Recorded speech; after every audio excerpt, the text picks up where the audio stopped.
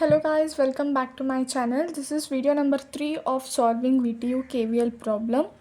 This is third question. Most of the KVL problems ಅಲ್ಲಿ current find ಮಾಡೋದಿರುತ್ತೆ. I1 I2 find ಮಾಡಿ, I1 I2 I3 ಈ ಥರ find ಮಾಡಿ ಅಂತ ಕೇಳ್ತಾರೆ. ಸೊ ಹೇಗೆ ಸಾಲ್ವ್ ಮಾಡೋದು? ಅಗೇನ್ ಕರೆಂಟ್ದು ಡೈರೆಕ್ಷನ್ ಯಾವ್ದು ಬೇಕಾದ್ರೆ ತೊಗೊಬೋದು. ನಾನು ಸದ್ಯಕ್ಕೆ ಇಲ್ಲಿ ಕ್ಲಾಕ್ ವೈಸ್ ತೊಗೊಂಡು ಹೇಳ್ಕೊಡ್ತೀನಿ. Okay, so this is current I1 and this is current I2. Okay, so again applying KVL in loop 1.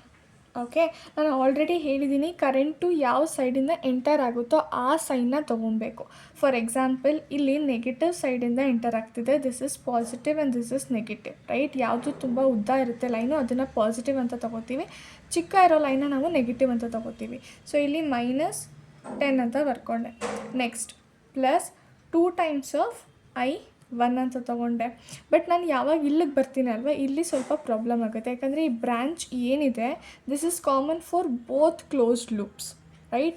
ಈ ಲೂಪ್ಗೂ ಆ್ಯಂಡ್ ಈ ಲೂಪ್ಗೂ, ಈ ಎರಡು ಲೂಪ್ಗೂ ಕಾಮನ್ ಇದೆ ಈ ಬ್ರ್ಯಾಂಚು, ರೈಟ್? ಸೊ ಹಾಗಾಗಿ 5 ಟೈಮ್ಸ್ ಆಫ್ ಏನು ಬರೀಬೇಕು? Since we are solving for first loop, I1 current will be greater then I2 current ಅಲ್ವಾ? ಸೊ ಈಗ ಈ ಕರೆಂಟು ಈ ಕಡೆಯಿಂದ ಬರ್ತಾ ಇದೆ, ದಟ್ ಇಸ್ I1 ಈ ಕಡೆಯಿಂದ ಬರ್ತಿದೆ. ನೆಕ್ಸ್ಟ್ ಈ ಕರೆಂಟ್ ಈ ಕಡೆಯಿಂದ ಹೋಗ್ತಿರುತ್ತೆ, that is I2. So I1 minus I2 ಅಂತ ತೊಗೊಬೇಕು. ಓಕೆ, ನೆಕ್ಸ್ಟ್ ಇಲ್ಲಿ -20 ಇದೆ, ಸೊ -20 ಆ್ಯಸ್ ಇಟ್ ಈಸ್.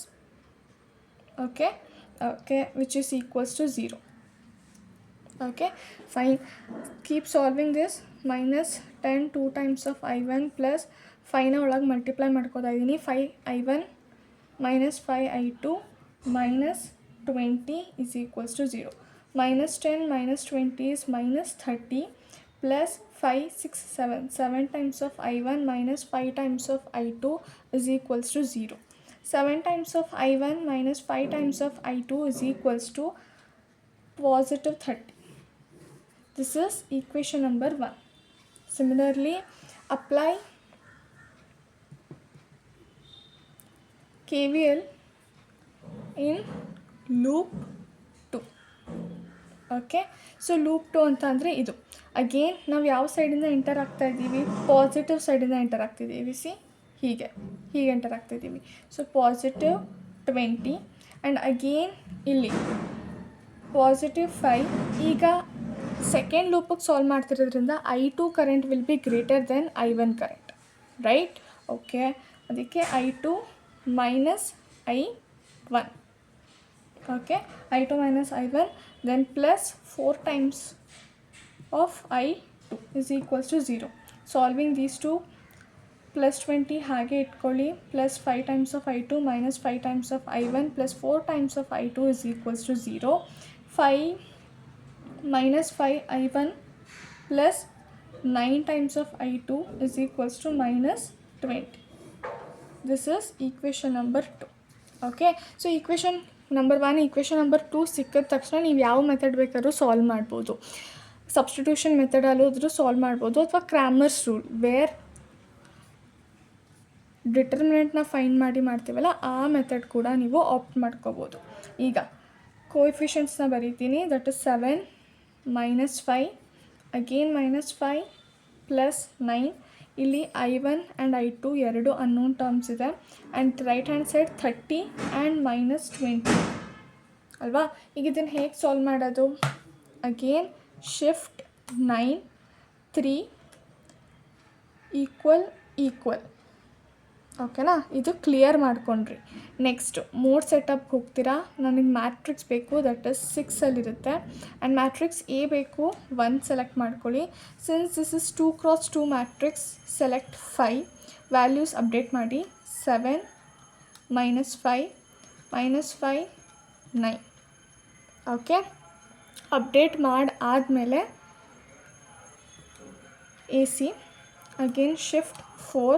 ನನಗೆ determinant of this particular matrix ಬೇಕು. Shift 4 matrix A equals. So delta value ಬಂದು 38 ಇರುತ್ತೆ. ಓಕೆ, ಈಗ ನನಗೆ ಡೆಲ್ಟಾ 1 ಬೇಕು. ರೈಟ್.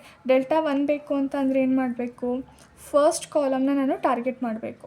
ಆ ಫಸ್ಟ್ ಕಾಲಮ್ನ ಈ ಕಾನ್ಸ್ಟೆಂಟ್ಸ್ ಜೊತೆ ರೀಪ್ಲೇಸ್ ಮಾಡಬೇಕು. 7 - 5 ಇರೋ ಜಾಗದಲ್ಲಿ 30 - 20ನ ರೀಪ್ಲೇಸ್ ಮಾಡಿ ಮಿಕ್ಕಿದೆಲ್ಲ ಹಾಗೆ ಇಟ್ಕೋಬೇಕು. ಆ್ಯಂಡ್ ಇದ್ರದ್ದು ಡಿಟರ್ಮೆಂಟ್ ಫೈಂಡ್ ಮಾಡಬೇಕು.